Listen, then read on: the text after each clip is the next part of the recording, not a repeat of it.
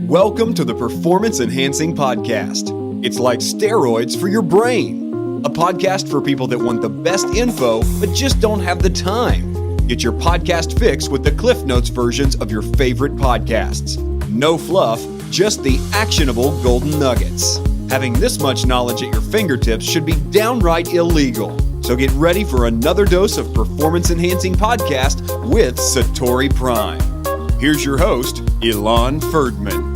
Hello, everyone. Welcome to another Performance Enhancing Podcast with your host, Ilan Ferdman. So now we're about to delve into part 3 of our get-together on the topic of nootropics. If you didn't listen to part 1 and 2, I highly encourage you to do that. It definitely sets the standard for what we're about to talk to in this part. And if you don't know what nootropics are, it's basically supplements that you can take that actually enhance your brain's performance. So obviously for Performance Enhancing Podcast, right along the line of what we want to do. So in this part, we're going to look at how to test and quantify your results. So when you're taking these supplements, how to actually see what results they're producing, where to buy them, what you should be taking to actually enhance what's called neuroplasticity. And if you don't know what that is, don't worry about it. It's explained. How to intensify the effects, and also the difference between absorption versus utilization. This is true for nootropics. This is also true for any supplement that you take.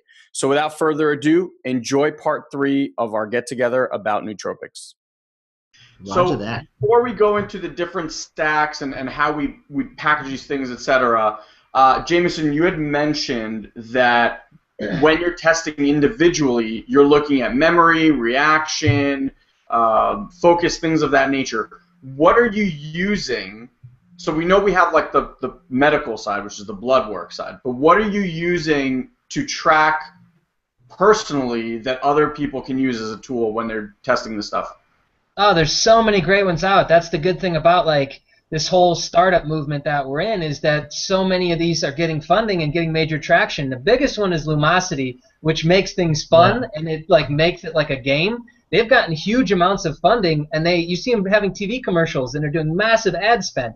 That's because they're doing really well. That's a paid program, but there's 2 free ones that you can jump on right away that will allow you to test these things. One is quantified-mind.com, and Guy, if you want to throw that in the chat box, it's free. It allows you to test on memory and reaction time. Give me that again?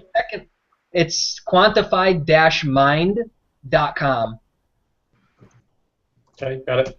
And then the second one is CambridgeBrainScience.com. And that one, it does IQ, it does memory, reasoning, and something else. I can't remember, though.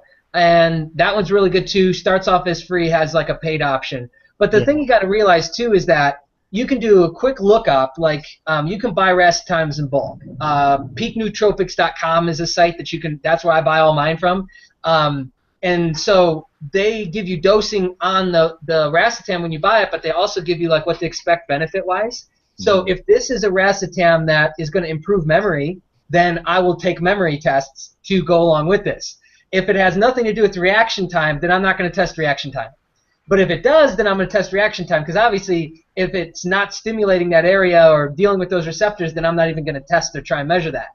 So keep that in mind too. Like test and measure based off what it's telling you it's going to stimulate and improve.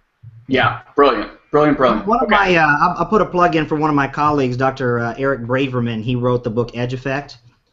Man, that guy's intense. He's just a trip. I actually leased out my office to him one time, and his whole crew from New York came down, and just it was an amazing thing that they do. But he has a test. It's also another little self-test tool, and I can get a link to that. It's a little PDF test. I think it's called the Braverman Assessment or Brain or Natural Assessment, something like that. And it's a quick little questionnaire that you can take over and over to kind of give a little thing. So that's another nice little tool. So we can provide that for people as well if you want a little one that you can do, like just keep on your desktop. Brilliant. Okay, so let me give you guys a scenario. Okay.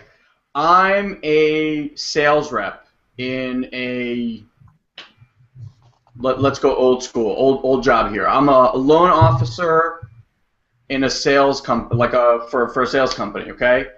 I've been taking Adderall because I'm just getting awesome results. But I know that it's definitely like a drug, and it's kind of crushing my brain, and eventually this is going to have a tipping point effect. I come to, say, Larry, I come to you and I say, okay, buddy, I'm not willing to stop taking this because I'm literally outperforming everyone in my office. I can sit at my desk. I don't have to eat. I'm a machine for 12 hours. I'm bringing in $3 million, whatever it is. And you guys will say, well, A, you're an idiot. I call bullcrap because you're not going to do that on Adderall. It might be some other white powder, but I'm going to tell you right now. I can tell you what, he definitely won't be eating on either white powder. Adderall. That's what I was going to say. The first thing I'd ask my patient is, are you swallowing it, smoking it, or snorting it? That's what is your method of delivery, John? Yeah, boofing. Man. Larry, what would you tell me if what I'm looking for is, performance, focus, just to dominate sales, etc. What would I be looking at? Well, you'd be looking at first I'd ask you about lifestyle and what you're doing, what you're not doing, and then what you're eating, what you're not eating. Okay. What supplements you're taking, right? Before anything. And if you're sleeping well and everything's in check and you want to play around, then there's other things you could add in. I'd probably start with maybe herbal stuff before I go into the nootropic stuff, like taking lion's mane and shilajit, bacopa, ashwagandha, making sure that there's fish oils and magnesium in their diet, and seeing how that feels. And then from there, maybe moving on to other things. If you drink coffee, maybe put a little bit of L-theanine in there to kind of smooth it out and get a nice nootropic effect there, and then start playing around with some of the racetams later on. That would be my the course of action, and then getting some testing done for sure. Yeah, by the way, as a side note, I know L-theanine, and I want to ask real quick about the fish oil and the magnesium, but we'll get back in a second. I did a podcast previously about caffeine. And I don't remember the doctor's name, but she does a lot of studies, and she was saying that after 2 weeks of taking caffeine, your body's pretty much addicted to caffeine. And at that point, all caffeine is doing in the morning for you is basically getting you out of your withdrawal state, back to like baseline. You're not getting the enhancement, cognitive enhancement, the performance enhancement aspect of it. So I had luckily quit caffeine about 3 years back, and when I quit, I was drinking coffee every single day. I love coffee. I love it in the morning. I love the taste. I became kind of like ritualistic, like I really enjoy it. And I stopped for 3 days, and I had massive headaches, literally for 3 days straight, and I was like, holy shit, I'm clearly addicted to caffeine. Yeah. And I stopped, and now I actually bought caffeine pills, which are, like, quantifiable, so I can take 100 milligrams of caffeine and L-theanine, and I play tennis a lot, and when I know I'm going to go play for like 2 hours, I take it. It is incredible, the power of caffeine and L-theanine together from a performance standpoint, and it has none of the jitters that coffee has, because I guess like with coffee you don't really know how much caffeine you're actually putting in your body, you can't really test it. So just wanted to throw that out there. It's made a huge difference for me. So if you're just looking for like a quick boost, the other day I woke up a little like tired, semi-hungover from the night before. I was supposed to go play tennis. My dad's like, how are you going to go play tennis? You're barely off the couch. I was like, pop those two things, and I was literally like rock star. So just side note. But I want to go back to fish oil and magnesium because a few of you guys have already mentioned it. Why fish oil and magnesium? Why is that so important? No, listen, if we talk about the science of neuroplasticity. Yeah, have you seen the Luminosity commercial? It just seems like explain what neuroplasticity is, though. Well, it's because your nerves are plastic. No. He's doing the accent. Yeah, right. I try to tell you. The thing about it is it's a flexibility of how your nerves and membranes communicate. Remember, everything is done chemically, and based upon electrons. That's how it really boils down to, okay?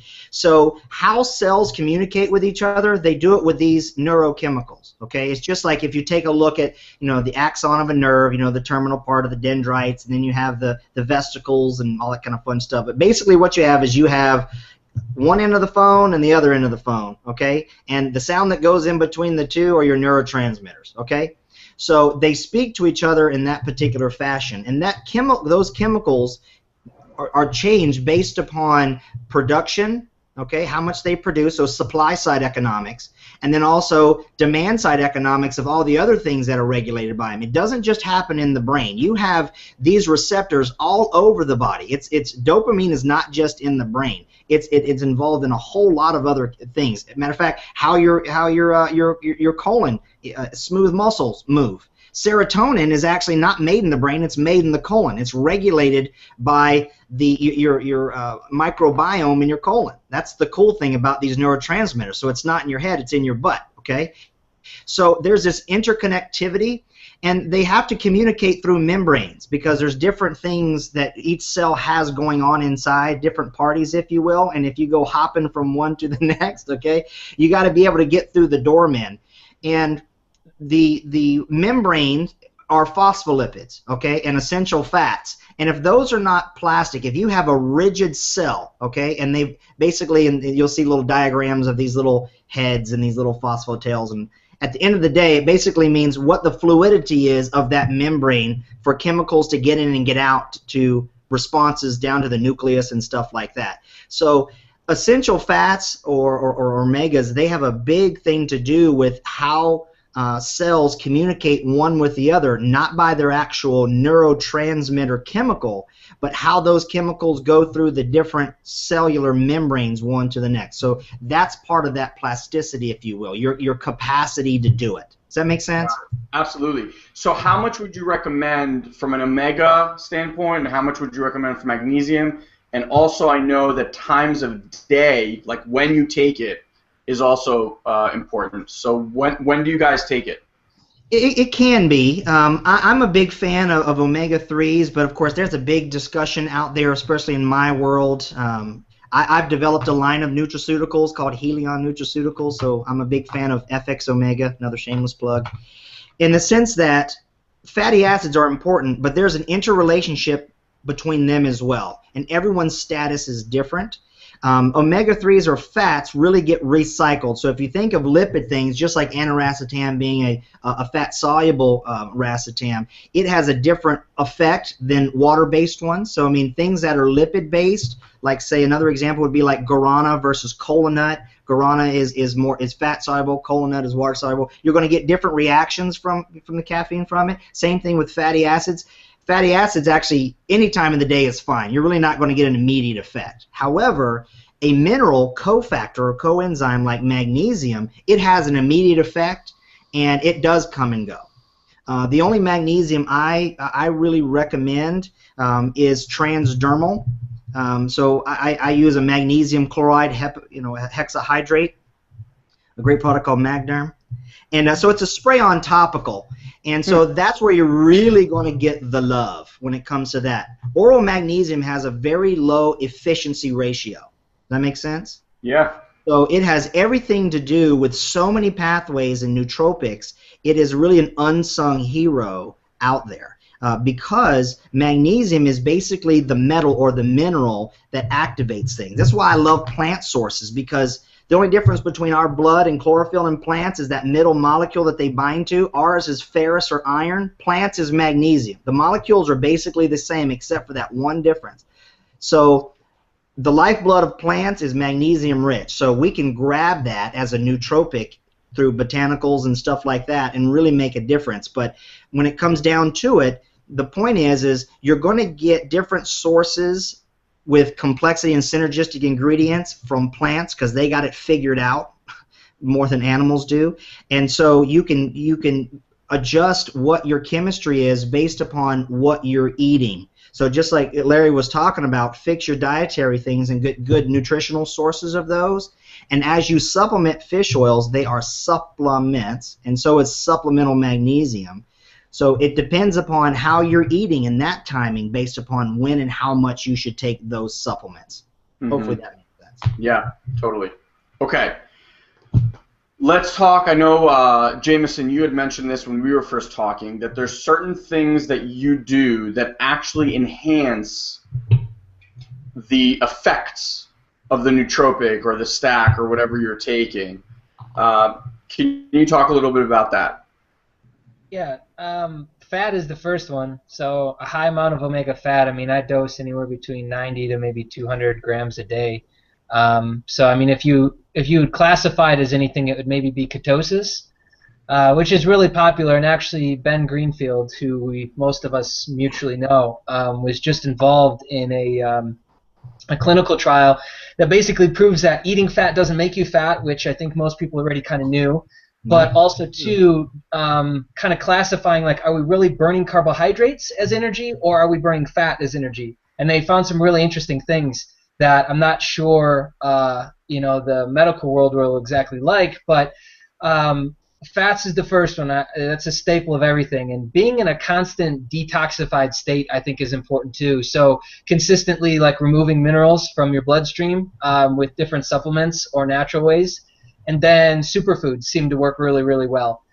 Even something basic like kale and juicing. So I don't like to chew on like a whole stalk of kale. So, doing juicing or buying pre-made juices even that are cold pressed work really well. So superfoods definitely seem to trigger it, like wheatgrass, alfalfa, barley, things like that. Absolutely heighten it and seem to kind of like turn it on more.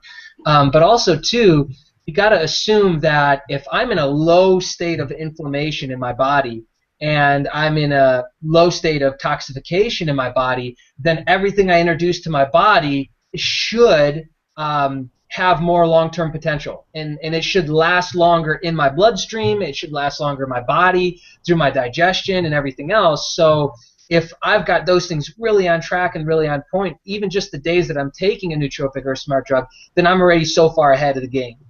Because it's staying in my bloodstream longer, and therefore it's active longer. But yeah, for me, it's definitely those things seem to like trigger it more. And it's weird. Like, let's take an example of I did modafinil for 3 months, a 3-month test, and then I do atorafenol, which is basically the nootropic version of it, and the safer version. Apparently, it's got less side effects, which I can attest to. The insomnia is still there, but when I take that, it's like just when it seems to be wearing off and I eat again, it'll kick back in throughout the day. Caffeine takes these things and just runs with them, and so there's basic things that you can do throughout the day that really help. If you want to get into like more specific and getting more advanced, meditation will definitely help trigger and make the reaction that you're having more, it'll emphasize it more, and it'll enhance it more, I feel like. And depending on how deep of a state you can get into, floating and going to isolation tanks, I think, help. And then using TDCS. I have a bootlegged custom-made TDCS from a Chattanooga machine, and so I get that thing up to like 3 milliamperes, and I'll wear it for maybe like 10-15 minutes, and that also heightens the effect. I mean, just things like that. What was that last one? What machine? TDCS, transcranial direct stimulation. Yeah. Okay. Talk about that. What the hell is that? So the layman's terms of it is it basically just sends low-level frequency, and you use electrodes on different parts of your brain. There's actually a whole schematic of your brain that on cerebral points that you can put it on. I have hair, so I can't put electrodes over my hair. So I usually go with like frontal positions in the front of my head here. And just by, I mean, you can put it in the front, you can put it on the back. By having it in the place that you're looking to directly stimulate, obviously a huge benefit. But the fact that you're just running it on your head, there's a sub-benefit to it just triggering other areas of your brain, even though the electrode isn't there. So that's what you're doing. It's actually really super powerful. You'd be surprised. Yeah. Most people don't understand that how powerful something so simple as that transcranial will actually do. And well, let's give a quick reference point. They used it in the Air Force. The drone pilots, believe it or not, when they first came up with drones, they looked at a black and white screen that was like maybe 8-inch. And everything was, like I said, black and white. So you had to determine who's a person and who's a tank. or a building or a guy with a gun. Like, how the hell are you going to do that? So they actually tested different kind of direct cranial stimulation on the actual drone pilots, and they found that, gosh, what was the percentage? I want to say it was they were able to train them 60% faster, and their accuracy jumped maybe 10, 15%. And that was over the span of, I think, 30 or 60 days. So that's where this really gained traction, because it originally started, they were using this for people that actually had brain traumas to try and like physically turn back on parts of the brain after I've been injured. Yeah. And then the Air Force got a hold of it, and they published all their findings. And then, you know, the Quantified Self movement got a hold of it. Now, like, it seems like everybody's doing it. There's actually a consumer unit that people could buy. If you go to foc.us, foc.us, they actually sell it as a gaming headset to be able to sell it. But you could play around with it. And then there's also cranial electric stimulation, CES, and you go to mindalive.com to check some of that out. Yeah, and of course in Oriental medicine, there's a big part of that with scalp acupuncture, and we actually do it with, you know, proton pumps and different fun stuff, little electrodes. And then of course with the ears, auricular therapy. Your earlobes are basically the access to your brain and head. Your ears are actually one of the first things that's actually created in the body when you're a little embryo. So I like to look at it because I'm a big Star Wars fan. Like R2-D2, he plugs into the Death Star, you know, and connects the whole thing. That's like your ear. So this is literally the hub for your entire body. So if, you know, rubbing your earlobes, they even make little machines that clip on there and can hit it in different frequencies and stuff. It's so powerful. Sometimes you can actually induce some of the side effects that you get with certain nootropics, like dizziness and tinnitus and nausea, just from stimulating your earlobes. So yeah, the head and ears are just profound. What a great hack. I mean, I think those are good stuff. Also heart rate variability training to kind of get an idea of when your stress levels are going up. So you can get a heart rate monitor along with an app called SweetBeat, and it'll monitor your heart rate and see, and as long as basically it tracks whether your heart rate's fluctuating, and based on the fluctuation, it'll tell you if you're in stress or not. So you could actually tune into when you're going to a stress state and actually see it, and then calibrate accordingly to breathe and bring yourself back down to that more relaxed state of alpha where you want to be. And that has incredible impact on cognition, because when you're relaxed, things are just flowing. It's beautiful. Yeah. Say the app name again so people hear it.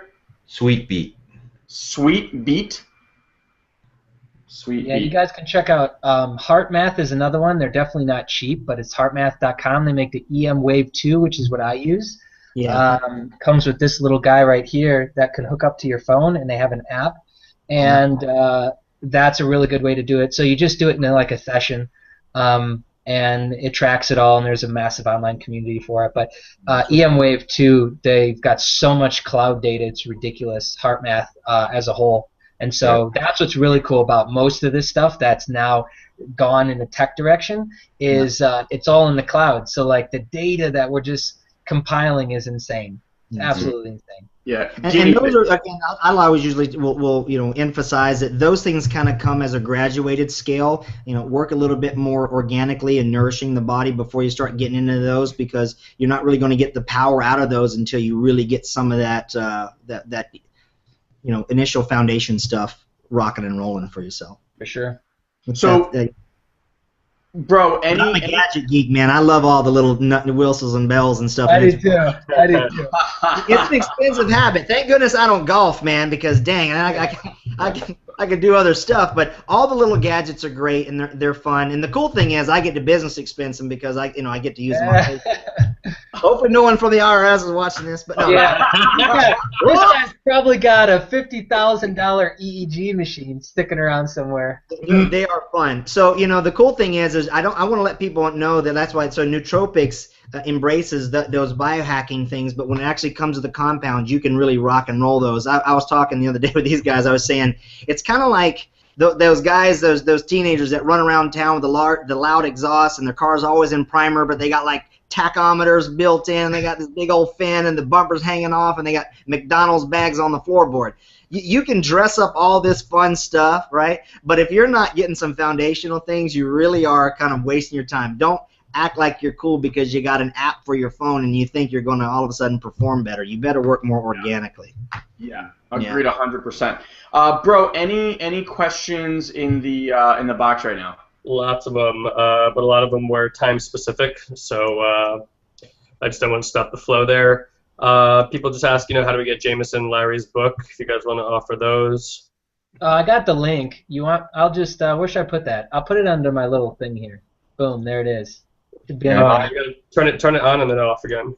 Mine's inside a membership, but I'll pull it out and I'll give it to you, and you can link it on the replay. Is that showing? Basically, biohackceo.com/nootropic-. Yeah, and we can. Yeah, guys, all this stuff will be in the resource guide. Bro, any other questions before we move on? Yeah, let me just scroll through here.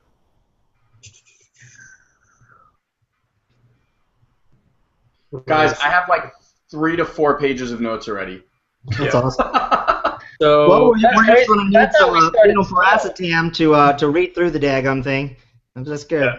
Keep my attention. Kathleen asked, so if you want to test your absorption of these substances, do you do test your blood or stool? That one's for the doctor. You're going to absorb them. I don't care who you are. I mean, that's the cool thing about those is it's not really an absorption issue. It's a utilization issue. So your body is pretty doggone smart. One of the things that I like about the body is if you listen to it, get in touch with your feminine self, and it's okay to say that. I have 2 daughters, so I'm forced to. The thing is that it explains so much. Right. Exactly. Right.